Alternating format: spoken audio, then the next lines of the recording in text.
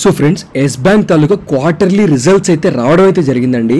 మనం కనుక ఒక్కసారి ఎస్ బ్యాంక్ తాలూకా క్వార్టర్లీ రిపోర్ట్స్ని అబ్జర్వ్ చేసే ముందు ఒక్కసారి న్యూస్ ఛానల్స్ అన్నీ చూస్తే ఎక్కడ చూసినా ప్రాఫిట్స్ గురించి చెప్తున్నారనమాట. ఎక్కడ చూసినా క్వార్టర్లీ రిజల్ట్స్ చాలా బాగా వచ్చాయి, ప్రాఫిట్స్ చాలా అగ్రెసివ్గా వచ్చింది. సో మీరు చూసుకుంటే ప్రాఫిట్ ఆఫ్టర్ ట్యాక్స్ అనేది ఇయర్ ఆన్ ఇయర్ బేసిస్ మీద దాదాపు 59 నుంచి 60% వరకు జంప్ అయిందని ఎకనామిక్ టైమ్స్లో, మింట్లో, లేదంటే మనీ కంట్రోల్లో, ఈటీ నవ్లో ప్రతి చోట చెప్తున్నారనమాట. సో నాకైతే చాలా ఆనందంగా ఉంది. సో ప్రెజెంట్ ఇప్పుడు మనం కనుక క్లియర్గా అబ్జర్వ్ చేస్తే నో డౌట్ అండి, ఎస్ బ్యాంక్ తాలూకా క్వార్టర్లీ రిజల్ట్స్ చాలా బాగా వచ్చాయన్నమాట. సో ప్రెజెంట్ ఇప్పుడు అందరికున్న $1 మిలియన్ క్వశ్చన్ ఏంటంటే, ఇప్పుడు ఈ కరెంట్ మార్కెట్ లెవెల్స్లో మరి మనం ఎస్ బ్యాంక్ని ఫోకస్ చేసుకోవచ్చా? మండే మార్కెట్లో ఎస్ బ్యాంక్ ఎలా బిహేవ్ చేయబోతుంది? ఎస్ బ్యాంక్ షార్ట్ టర్మ్లో ఎలా బిహేవ్ చేయబోతుంది? అలాగే ఎస్ బ్యాంక్ లాంగ్ టర్మ్లో ఎలా బిహేవ్ చేయబోతుంది? వీటన్నిటి గురించి చాలా క్లియర్ కట్గా ఈ వీడియోలో నేను మీతో చాలా క్లియర్గా డిస్కస్ అయితే చేస్తూ ప్రెజెంట్ ఇప్పుడు ఈ కరెంట్ మార్కెట్ లెవెల్స్లో ఎస్ బ్యాంక్ ఎంట్రీ లెవెల్స్లో ఉందా లేదా అన్న టాపిక్ గురించి కూడాను ఈ వీడియోలో డిస్కస్ చేసుకుందాం. ముందుగా నేనండి మీ తెలుగు స్టాక్ మార్కెట్ హంటర్ని. మన దగ్గర ఏదో టెలిగ్రామ్ ఛానల్ అయితే ఉందండి, దాంట్లో మనం ఫ్రీగా అంటే టిప్స్ కూడా ఇస్తున్నాం. మీరు ఎవరికైనా ఇంట్రాడే ట్రేడింగ్ రాకపోయినా, ఇంట్రాడే ట్రేడింగ్ నేర్చుకుందని ఇంట్రెస్ట్ ఉన్నా సరే మన ఈ టెలిగ్రామ్ ఛానల్కి అయితే జాయిన్ అవ్వచ్చు. So for free internet tips and calls please join Telegram channel. Telegram channel link కింద డిస్క్రిప్షన్ అండ్ పిన్ కామెంట్లో ఇస్తున్నాను. ఆల్మోస్ట్ 60,000 సబ్స్క్రైబర్స్ డైలీ మన free internet calls and tips అయితే పొందుతున్నారు మన ఈ టెలిగ్రామ్ ఛానల్కి అయితే జాయిన్ అవుతాయి. సో మీరు కూడా ఫ్రీగా ఇంటర్నెట్ టిప్స్ అండ్ కాల్స్ పొందాలనుకుంటున్నట్లయితే మన ఈ టెలిగ్రామ్ ఛానల్కి మీరు కూడా జాయిన్ అవ్వచ్చు. మన సబ్స్క్రైబర్స్ లాగా మీరు కూడా ఫ్రీగా ఇంటర్నెట్ ట్రేడింగ్ అయితే నేర్చుకోవచ్చు. టెలిగ్రామ్ ఛానల్ అయితే లింక్ కింద డిస్క్రిప్షన్ అండ్ పిన్ కామెంట్లో అయితే ఇస్తున్నాను కదా, దయచేసి మన టెలిగ్రామ్ ఛానల్కి ఎవరైనా సరే జాయిన్ అవ్వాలనుకున్నట్లయితే కింద డిస్క్రిప్షన్ లేదంటే పిన్ కామెంట్లో ఉన్న టెలిగ్రామ్ లింక్ మాత్రం క్లిక్ చేసి జాయిన్ అవ్వండి. సో దట్ మీరు వచ్చేసరికి మిగతా ఫేక్ టెలిగ్రామ్ ఛానల్స్లో జాయిన్ అయితే అవ్వకుండా ఉంటారనమాట. ఫస్ట్ ఆఫ్ ఆల్ మనకి క్వార్టర్లీ రిపోర్ట్స్ అనేవి ఎలా వచ్చినాయో ఒక్కసారి నేను మీకు చిన్న గ్లిమ్స్ అనేది చూపిస్తాను. సో బేసికల్గా మీరు చూసుకుంటే ఇక్కడ బేసికల్గా ఈ ఫైనాన్షియల్ రిపోర్ట్ అనేది అఫీషియల్ వెబ్సైట్ నుంచి డౌన్లోడ్ చేసుకోండి. అఫీషియల్ వెబ్సైట్లో అవైలబిలిటీలో ఉందన్నమాట. నెట్ ఇంట్రెస్ట్ ఇన్కమ్ అంటే ఏంటంటే, బ్యాంకులకి క్రెడిట్ కార్డ్స్ కానీ లేదంటే బ్యాంక్స్ లోన్స్ ఇస్తాయి కదా, ఈ లోన్స్ నుంచి మనం ఇంకా లోన్స్ తీసుకున్నట్లయితే బైక్ లోన్ కానీ, కార్ లోన్ కానీ, హోమ్ లోన్ కానీ, ఏ లోన్ అయినా తీసుకుంటాం కదా, ఈ లోన్ మనం తీసుకున్నప్పుడు వడ్డీ చెల్లిస్తాం కదా, దాన్ని ఇంట్రెస్ట్ అంటాం ఇంకా. సో ఆ ఇంట్రెస్ట్ నుంచి జనరేట్ అయ్యే ఇన్కమే నెట్ ఇంట్రెస్ట్ ఇన్కమ్ అనమాట. సో బ్యాంక్స్కి బేసికల్గా ఏ బ్యాంక్ అయినా సరే, ఎస్ బ్యాంక్ అనే కదా, ఏ బ్యాంక్ అయినా సరే ఇంట్రెస్ట్ ఇన్కమ్ అనేది ఎక్కువ అవ్వాలి. క్వార్టర్ ఆన్ క్వార్టర్ బేసిస్ మీద కానీ, ఇయర్ ఆన్ ఇయర్ బేసిస్ మీద కానీ ఇంట్రెస్ట్ నుంచి ఎక్కువ ఇన్కమ్ కనుక బ్యాంక్కి వస్తే బ్యాంక్ తాలూకా రెవెన్యూస్ పెరుగుతాయి, ప్రాఫిట్స్ కూడా పెరుగుతాయి. సో బేసికల్గా మంది ఇప్పుడు Q1 FY26 అనమాట. సో ఇది వచ్చేసరికి Q1 FY26. దీంట్లో 2,371 crores మనకు క్లియర్గా కనిపిస్తున్నాయి.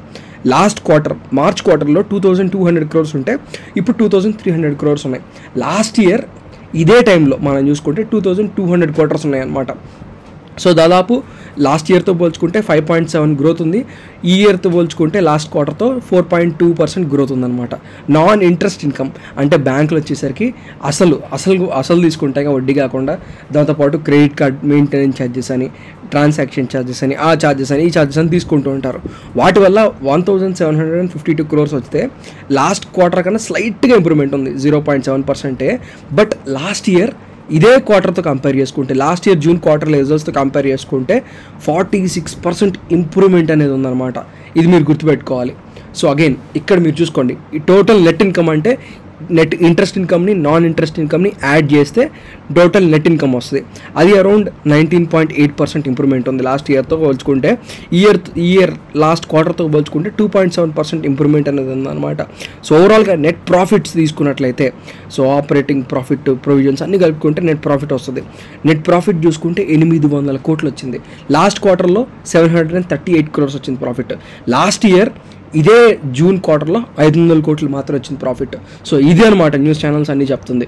సో న్యూస్ ఛానల్స్ అన్నీ ఏం చెప్తున్నాయి అంటే, నెట్ ప్రాఫిట్ వచ్చేసరికి లాస్ట్ ఇయర్తో కంపేర్ చేసుకుంటే 59% ఇంప్రూవ్మెంట్ ఉంది. లాస్ట్ క్వార్టర్తో కంపేర్ చేసుకుంటే 8.5% గ్రోత్ ఉంది, విచ్ ఈస్ వెరీ హై అనమాట, చాలా హై. సో గుడ్ థింగ్ కూడా. అలాగే ప్రొవిజన్స్ కూడా మీరు చూసుకోండి. సో ప్రొవిజన్స్ కూడా 284 crores అనేది మీరు చూసుకున్నట్లయితే ప్రొవిజన్స్ తీసింది ఎస్ బ్యాంక్. లాస్ట్ క్వార్టర్తో పోల్చుకుంటే తక్కువ ప్రొవిజన్ తీసింది. బట్ లాస్ట్ ఇయర్ ఇదే క్వార్టర్తో కంపేర్ చేసుకుంటే ప్రొవిజన్స్ అనేది 34% ఇంప్రూవ్ అయింది. ఇది మంచిది కాదు. ప్రొవిజన్స్ అంటే ఏంటంటే డిఫాల్టర్స్ అనమాట. డెలిక్వెంట్స్ అంటే ఏంటి, ఎవరైతే ఎగ్గొట్టే వాళ్ళు ఉంటారో, ఎవరైతే లోన్లు తీసుకొని కట్టలేని మొండి బకాయిలు ఉంటాయి కదా, సో వాటన్నిటి వాళ్ళ దగ్గర నుంచి డబ్బులు వసూలు చేయకపోతే నష్టపోయేది బ్యాంకే కదా. సో నేను వాళ్ళ గురించి చెప్తున్నాను అనమాట. సో వాటినే ప్రొవిజన్స్ అంటారు. బ్యాంక్ ఏం చేస్తుంది అంటే పలానా వాళ్ళ దగ్గర డబ్బులు తీసుకోలేమని లెక్కలు రాసుకుంటుంది. ఒక 10 మంది లిస్ట్ పెట్టిద్ది. ఈ 10 మంది దగ్గర ఖచ్చితంగా వీళ్ళందరూ ఐపీ పెట్టేశారు, మనం వీళ్ళ దగ్గర ఇంకా మనం అసలుకి డబ్బులు వసూలు చేయలేము అనుకున్నప్పుడు ఎంత నష్టపోయింది బ్యాంక్ అనే కౌంటే ప్రొవిజన్స్ అనమాట. ఇక్కడ దాకా మీకు క్లియర్గా అర్థమైంది అనుకుంటున్నాను. రిటర్న్ ఆన్ అసెట్స్ అనేది పెరగాలండి. 0.7 నుంచి 0.8 అయింది. లాస్ట్ ఇయర్తో కంపేర్ చేసుకుంటే 0.5 ఉండేది, ఇప్పుడు 0.8 అయింది. So net interest like NIM, net interest margin అనేది చాలా ఇంపార్టెంట్ అనమాట. ఏంటిది సో నెట్ ఇంట్రెస్ట్ మార్జిన్ అంటే? సో బేసికల్గా మీరు చూసుకుంటే లాస్ట్ ఇయర్ ఇదే క్వార్టర్లో 2.4% ఉండేది, ఇప్పుడు 2.5% అయింది. ఏంటిది నెట్ ఇంట్రెస్ట్ మార్జిన్? ఏం లేదు. ఫర్ సపోజ్ ఇప్పుడు మీరే ఉన్నారు, బ్యాంక్ దగ్గర నుంచి లోన్ తీసుకున్నారు, నేనున్నాను. ఫర్ సపోజ్ నేను ఒక 10,000 డిపాజిట్ చేశా, మీరు వచ్చేసరికి ఒక 10,000ని బ్యాంక్ దగ్గర నుంచి లోన్ తీసుకున్నారు అనుకోండి, నాకు బ్యాంక్ వచ్చేసరికి ఇంట్రెస్ట్ నేను డిపాజిట్ చేశాను కాబట్టి ఓన్లీ 6.5% ఇస్తుంది. అదే మీరు బ్యాంక్ దగ్గర నుంచి అప్పు తీసుకున్నారు కాబట్టి మీకు 11% ఇస్తుంది అనమాట వడ్డీ. సో మీరు 11% వడ్డీ కట్టాలి, నా దగ్గర నుంచి మాత్రం 6.5% తీసుకుంటుంది. డిఫరెన్స్ ఎంత ఉంది? 4.5% ఉంది కదా. ఈ 4.5%నే నెట్ ఇంట్రెస్ట్ మార్జిన్ అంటారు. సో బేసికల్గా ఈ మార్జిన్ అనేది ఎంత ఎక్కువగా ఉంటే బ్యాంక్స్ అంత లాభపడతాయి అనమాట. అది ఇప్పుడు ప్రెజెంట్ ఎస్ బ్యాంక్కి 2.5% ఉందన్నమాట. సో అది కూడా ఒక విషయం గుర్తుపెట్టుకోవాలి. ఇది ఎప్పుడైతే ఇంప్రూవ్ అయిద్దో బ్యాంక్ అప్పుడు ఇంప్రూవ్మెంట్ అనేది చూపించింది. ఓవరాల్గా మీకైతే ఎస్ బ్యాంక్ తాలూకా రిజల్ట్స్ అండ్ రెవెన్యూస్ గురించి అర్థమైంది అనుకుంటున్నాను. వీటిల్లో మెయిన్ థింగ్స్ ఏంటిది, ఒక టాప్ 5 పాయింట్స్ అయితే ఉన్నాయి. ROA return on asset so చూసుకుంటే 0.8 ఇంప్రూవ్ అయింది. NIM ఇంప్రూవ్ అయింది.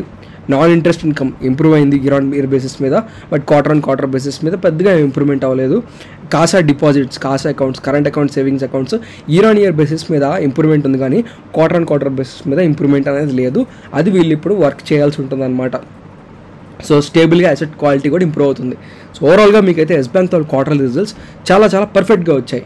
ఇప్పుడు మనం ఆలోచించాల్సిన క్వశ్చన్ ఏంటంటే బ్యాంక్ తాలూకా బ్యాలెన్స్ షీట్ బాగుంది. ఇప్పుడు మనం ఆలోచించాల్సిన విషయం ఏంటంటే బ్యాంక్ తాలూకా షేర్స్ని మరి మ్యూచువల్ ఫండ్స్ కొంటున్నాయా, లేదంటే బ్యాంక్ తాలూకా షేర్స్కి మార్కెట్లో ఎంత డిమాండ్ ఉంది. సో కంపెనీ బాగుందని మనకు అర్థమైపోయింది. ఇప్పుడు మార్కెట్ ఎలా ఈ బ్యాంక్ని కానీ ఈ స్టాక్స్ని కానీ చూస్తుందో మనం అర్థం చేసుకోవాలి. సో దాన్ని బట్టి మనం వ్యవహరించాల్సి ఉంటుంది. మంత్లీ మ్యూచువల్ ఫండ్ హోల్డింగ్ చూసుకుంటే మీరు ఒక్కసారి మార్చ్ క్వార్టర్ని వదిలేయండి, జూన్ క్వార్టర్ దగ్గరికి రండి. జూన్ క్వార్టర్లో మొత్తం 3 మంత్స్ ఉంటాయి, ఏప్రిల్, మే, జూన్. జూన్లో 18 కోట్లు, మేలో 1 కోటి, ఏప్రిల్లో 6 కోట్లు. మొత్తం కలుపుకుంటే ఎంత? 24 కోట్ల షేర్స్ అనమాట. మొత్తం ఏప్రిల్, మే, జూన్ ఈ 3 నెలల్లో 24 కోట్ల shares of the Yes Bank వచ్చేసరికి మ్యూచువల్ ఫండ్స్ కొనుక్కున్నాయి. అప్పుడు దాకా మ్యూచువల్ ఫండ్స్ దగ్గర ఎన్ని షేర్స్ ఉండేది? కేవలం ఇంచుమించు 50 కోట్ల షేర్స్ మాత్రమే ఉండేదన్నమాట. సో ఇప్పుడు మనకు అర్థం కావాల్సిన విషయం ఏంటంటే షేర్ హోల్డింగ్కి వెళ్ళిపోదాం. షేర్ హోల్డింగ్కి వెళ్ళిపోతే ఇప్పుడు దాకా మార్చ్లో 1.65% ఆఫ్ ద షేర్స్ మాత్రమే మ్యూచువల్ ఫండ్స్ దగ్గర ఉండేది. ఇప్పుడు ఈ జూన్ క్వార్టర్లో 25 crore షేర్స్ యాడ్ అవ్వడం వల్ల నేను క్యాలిక్యులేట్ చేశాను కాబట్టి చెప్తున్నాను, జూన్లో ఇంచుమించు 2.5%కి మ్యూచువల్ ఫండ్స్ హోల్డింగ్ అనేది పెరిగిద్ది అనమాట. అంటే ఒకప్పుడు 0.14, 0.19, 0.25, 0.7, 1.65, ఇప్పుడు 2.5కి పెరుగుతుంది. అంటే ఇక్కడ మీరు గమనించాల్సిన విషయం, ఒకప్పుడు పబ్లిక్ దగ్గర 2022 ఆ టైంలో ఎస్ బ్యాంక్ పరిస్థితి బాగాలేనప్పుడు 38 నుంచి 40% of the Yes Bank shares public దగ్గర ఉంటే ఇప్పుడు ఓన్లీ 33% మాత్రమే ఉన్నాయి. ఎందుకు? ఈ హోల్డింగ్ అంతా ఎవరు కొనుక్కుంటున్నారు? మీరు చూసుకున్నట్లయితే ఈ హోల్డింగ్ అంతా మనం అబ్జర్వ్ చేయండి ఒకసారి. ఈ హోల్డింగ్ అంతా ఎవరు కొన్నారు? ఎవరి దగ్గర ఒకప్పుడు లేవు, వీళ్ళ దగ్గర లేవు. ఎవరు వీళ్ళు? FIIs, ఫారిన్ ఇన్స్టిట్యూషన్స్ కొనుక్కున్నాయి. దాని తర్వాత DISలో కూడా మ్యూచువల్ ఫండ్స్ 0 నుంచి 2.5కి తన హోల్డింగ్ని పెంచుకుందనమాట. బ్యాంక్స్ దగ్గర ఇంచుమించు అంతే ఉన్నాయి. రీసెంట్గా బ్యాంక్స్ దగ్గర నుంచి సుమిటోమో ముటీషి బ్యాంక్ అయితే వెళ్ళిపోయిందనమాట. సో FIIస్కి ఇంకా ఎక్కువగా వెళ్తుందన్నమాట షేర్ హోల్డింగ్ ప్యాటర్న్ అనేది. సో షేర్ హోల్డింగ్ ప్యాటర్న్ ప్రకారం కూడా ఎస్ బ్యాంక్ స్టాక్స్కి డిమాండ్ అనేది వస్తుంది, అది కూడా మనకు అర్థమవుతుంది. సో డిమాండ్ అనేది వస్తుంది. ఫ్యూచర్ ప్రాస్పెక్ట్స్ ఏంటి?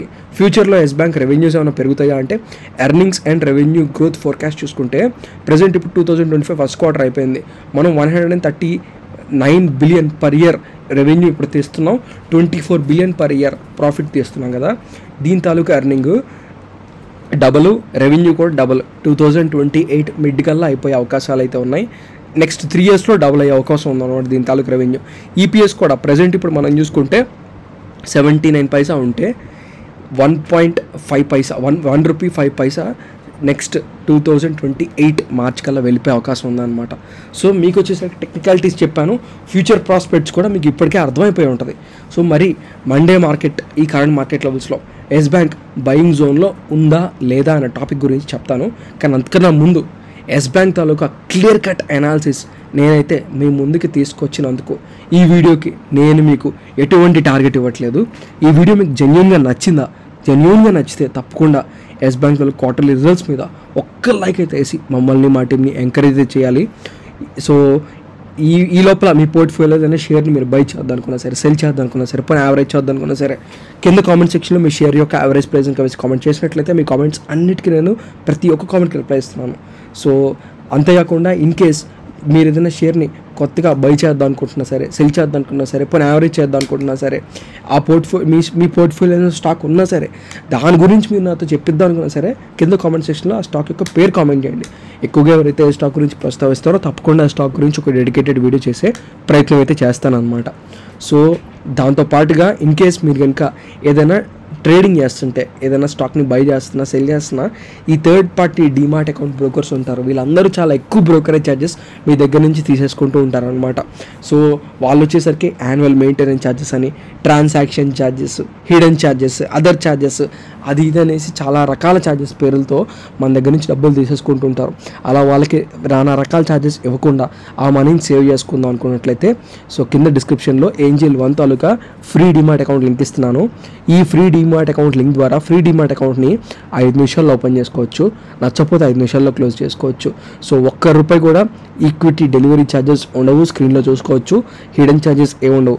ఇంట్రాడే చేస్తుంటే మార్కెట్లో ఏ బ్రోకర్తో అయినా కంపేర్ చేసుకోండి, ఏంజిల్ 1 వాళ్ళు చాలా తక్కువ బ్రోకరేజ్ ఛార్జ్ చేస్తారు. సో ఏంజిల్ బ్రోకింగ్ తాలూకా డిస్క్రిప్షన్లో లింక్ ఇస్తున్నాను.